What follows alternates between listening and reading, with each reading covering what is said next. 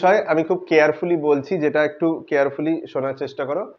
সেটা হচ্ছে নাম্বার 1, মাই husband sister's husband যেখানে রয়েছে, তুমি স্টেপ বাই স্টেপ যখন করছো তোমাকে দেখতে হবে যে তুমি ডান দিক থেকে বাঁ দিকে যাচ্ছ, রাইট? তো the first noun is husband, তুমি এনপি লিখছো, নাউনটাকে সেপারেট করছো, হাজবেন্ড লিখছো।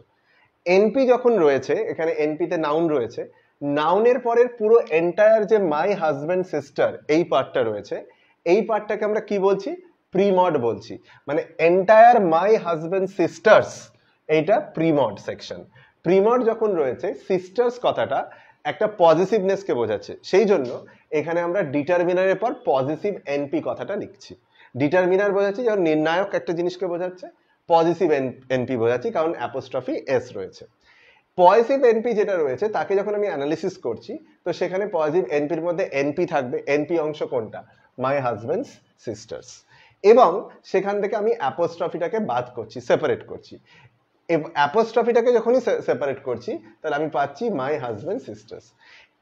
এই ক্ষেত্রে আমি খুব ক্লিয়ারলি, এবার ইমাজিন করো, এবার এই স্টেপে আসার পর মাই হাজবেন্ড সিস্টার্স, এই স্টেপে আসার পর ইমাজিন করো পরীক্ষায় তোমাকে এইটুকুনি দিয়েছে, মানে এই ওপরের লেখাটা দেয়নি, শুধু দিয়েছে মাই হাজবেন্ড সিস্টার্স। তাহলে তুমি কিভাবে অ্যানালিসিস করতে? তাহলে সেম স্টেপ হতো, এখানে আমি এনপিটাকে আলাদা করতাম, সিস্টার ক্লিয়ারলি একটা নাউন, আলাদা করলাম। ডিটারমিনার লিখছি, পজিটিভ এনপি লিখছি। পজিটিভ কথার কারণ লিখছি কারণ অ্যাপোস্ট্রফি এস এখানে রয়েছে একটা শব্দে, husband's S apostrophe S. Determiner positive NP, যখনই পজিটিভ এনপি লিখছি তার আন্ডারে এনপি হবে। এনপি আসছে কথাটা, এনপি থেকে এনপি থাকলে আবার এন হবে, তাহলে এনপি থাকলে যদি এন হয় তাহলে হাজবেন্ড কথাটা এন হচ্ছে, আর এখানে অ্যাপোস্ট্রফি এসটা পজিটিভ মার্কার হিসেবে আলাদা হচ্ছে, সেপারেট হচ্ছে।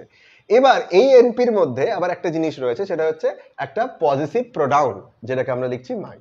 এই পজিটিভ প্রোনাউন লেখার পরে আমরা এটা কমপ্লিট করছি। তাহলে my husband's apostrophe S sister S apostrophe S husband, my husband sisters.